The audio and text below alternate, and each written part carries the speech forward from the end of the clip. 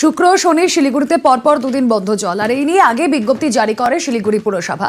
করে বিকল্প ব্যবস্থাও, ট্যাঙ্কার ও ড্রাম নামিয়ে প্রতি ওয়ার্ডে জল সরবরাহ করা হয়েছে। আজ করা হবে আগামীকালও। পাউচেও তেষ্টা মেটানোর বন্দোবস্ত রয়েছে। এর জেরে গতবারের মতো আর ভুগতে হয়নি শিলিগুড়িবাসীকে।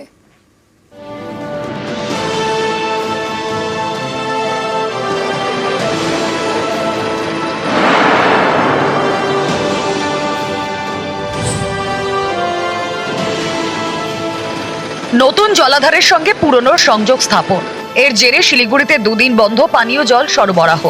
শুক্র ও শনিবার এ নিয়ে আগে বিজ্ঞপ্তি জারি করে তৃণমূল পরিচালিত শিলিগুড়ি পুরসভা। শিলিগুড়ি পুরসভায় 47টি ওয়ার্ড, 30টি ট্যাঙ্কারের সাহায্যে প্রত্যেকটি ওয়ার্ডে জল সরবরাহের ব্যবস্থা করা হয়েছে। এছাড়া জলের পাউচের ব্যবস্থাও করেছে শিলিগুড়ি পুরসভা।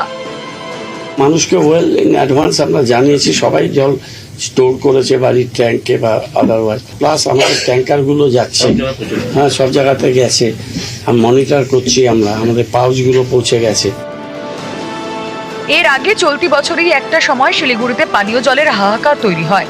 10ই মে থেকে গজলডোবা বাঁধ সংস্কারের কাজ শুরু হয়। পাশাপাশি ফুলবাড়ি জলাধার সংস্কারের কাজও শুরু করে রাজ্য সরকার। তাই ফুলবাড়ি জলাধার থেকে শিলিগুড়িতে খাবার জল সরবরাহ বন্ধ করতে হয় শিলিগুড়ি পুরসভাকে। তিস্তার বদলে মহানন্দার জল পরিশোধন করে সরবরাহ শুরু হয়, কিন্তু সেই জলে দূষণের অভিযোগে পুরসভার দেওয়া জল খেতে নিষেধ করেন মেয়র গৌতম দেব। এরপরেই জল নিয়ে হাহাকার শুরু হয়ে যায় শিলিগুড়িতে। পুরসভার পাঠানো জলের গাড়ির সামনে লম্বা লাইন দেখা যায়। জল কিনতেও লম্বা লাইন পড়ে শিলিগুড়ির বিভিন্ন দোকানে। জলের কালোবাজারিও শুরু হয় বলে অভিযোগ ওঠে। কিন্তু এবার একেবারে অন্য ছবি। খাবার জল নিয়ে কেউ যাতে সমস্যায় না পড়েন, তাই আগেভাগে পদক্ষেপ করে শিলিগুড়ি পুরসভা। আমি এক বালতি 2 ড্রাম বোতল সব নিয়ে রেখেছি, যাতে আমি এই 2 দিন ভালোভাবে চলে যেতে পারি। যারা নেয়নি তাদের হয়তো সমস্যা হতে পারে। শিলিগুড়ি থেকে পার্থ প্রতিম সরকার, নিউজ 18 বাংলা।